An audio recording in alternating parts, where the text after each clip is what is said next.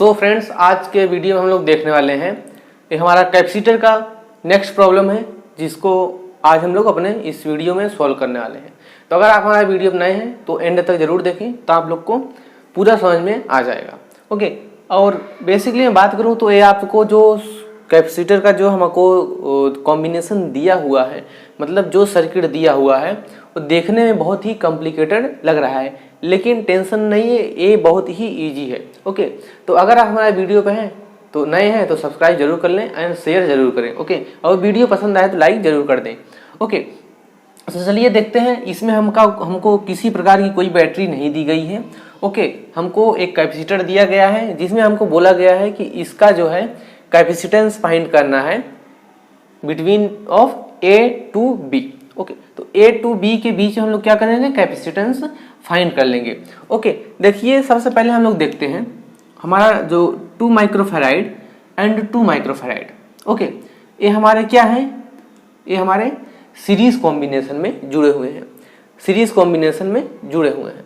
तो series combination में जब हम लोग जुड़े होते हैं तो उसका फॉर्मूला जो होता है कैपेसिटर के लिए, उसका फॉर्मूला होता है 1/C(R equivalent) equal to 1/C1 plus 1/C2। और जब हमारा पैरेलल फॉर्म में जुड़ा होता है कैपेसिटर तो उसके लिए फॉर्मूला जो होता है C equivalent equal to C1 plus C2 होता है। ओके, तो अब देखते हैं हमारा जो 2 माइक्रोफैराड एंड 2 माइक्रोफैराड किसमें जुड़ा हुआ है, हमारा सीरीज कॉम्बिनेशन में। तो अकॉर्डिंग टू दिस फॉर्मूला हमारा 1/C1, तो 2 माइक्रोफैराड हम लोग यूनिट बाद में लिखेंगे अपन, एंड 1/2, तो इसको कितना हो जाएगा 2/2 इक्वल टू 1 माइक्रोफैराड। मतलब हम जब सोल्व कर रहे हैं अपने सीरीज को, अब देखो ये दोनों कैपेसिटर को हमने सीरीज फॉर्म में सोल्व कर दिया। अब ये दोनों कैपेसिटर मिलके, दो कैपेसिटर मिलके एक कैपेसिटर बन गए। वो कितने कैपेसिटर का बन गया, 1 माइक्रोफैराड। मतलब अब यहाँ से हम इसको रिमूव कर देंगे एंड 1 माइक्रोफैराड का दूसरा कैपेसिटर यहाँ पर लगा देंगे। तो देखो इसको यहाँ से इतने सर्किट को हम लोग क्या करते हैं, रिमूव कर देते हैं।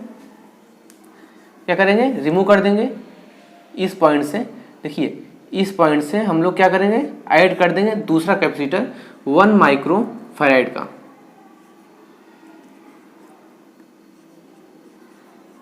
1 माइक्रोफैराड का हम लोग यहाँ से देखिए यहाँ पे हम लोग ज्वाइन कर दिए। अब देखिए, अब यहाँ पे हम 1 माइक्रोफैराड का जब ऐड किए तब ये जो कॉम्बिनेशन हमारा बन गया वो क्या बन गया, पैरेलल फॉर्म। क्योंकि देखिए इस पॉइंट से इस पॉइंट के बीच में ये दो कैपेसिटर आपस में पैरेलल फॉर्म कर रहे हैं। तो पैरेलल फॉर्म करने पे हमारा जो फॉर्मूला होता है वो C1 plus C2, C1 plus C2। तो ये दोनों आपस में जुड़ जाएंगे और जुड़ के बस R इक्विवेलेंट एक कैपेसिटर में बदल जाएंगे, जिसको 1 प्लस 1, सिंपली हमारा 1 plus 1 equal to 2 microfarad easily हो जाएगा। ओके, तो यहाँ से इन दोनों को रिमूव कर दूंगा। ओके, और यहाँ जो 1 लिखा है इसके बदले हम लोग क्या कर देंगे, 2 माइक्रोफैराड। ओके, अब सिमिलर जो हमारा कैपेसिटर है अब फिर से वही बन गया। मतलब हमारा जो आगे यहाँ पे यहाँ तक एक्सटेंशन था वो खत्म हो गया। अब हमारा इतना बचा।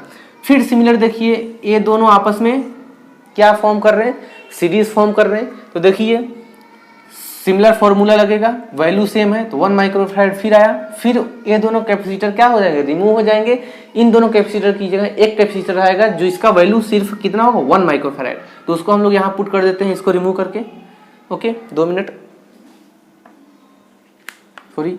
तो इसको रिमूव करके हम लोग क्या कर देंगे, एक कैपेसिटर हम लोग यहाँ पे जोड़ देंगे। कितने फैराड का, 1 फैराड का। ओके, अब देखिए अब ये दोनों कैपेसिटर आपस में पैरेलल फॉर्म कर रहे हैं, तो सिमिलर ये वाला फॉर्मूला फिर से लगेगा और वैल्यू सेम है दोनों का, 1 माइक्रोफैराड एंड 1 माइक्रोफैराड। तो फिर आंसर यही आएगा। फिर हम इसको क्या करेंगे, 2 कैपेसिटर को रिमूव कर देंगे, उसके जगह पे एक कैपेसिटर बनेगा। वो कितने फैराड का रहेगा, 2 माइक्रोफैराड। तो यहाँ पे हम लोग ऐड कर देंगे वापस 1 की जगह यहाँ पे क्या लिख देंगे 2। ओके,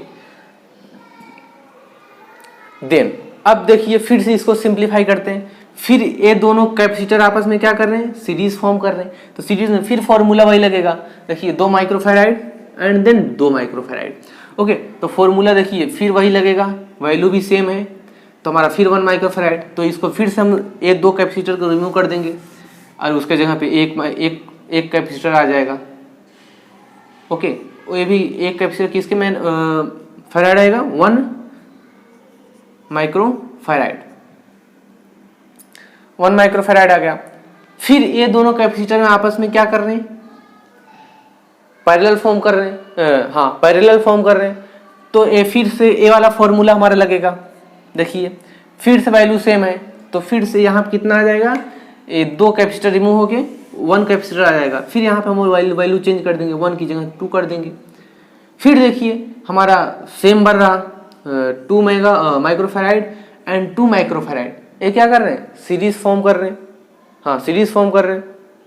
तो हमारा फिर से जो आंसर आएगा निकल के फिर 1, तो हमारा जो A2 के बीच में जो था इसको सोल्व करेंगे तो कितना कैपेसिटर बन के आएगा, A to B कितना हमारा कैपेसिटेंस बन के आ रहा है, R equivalent equal to 1 microfarad. Okay, तो ये हमारा आंसर हो गया, ये हमारा क्या हो गया, आंसर हो गया 1 माइक्रोफैराड।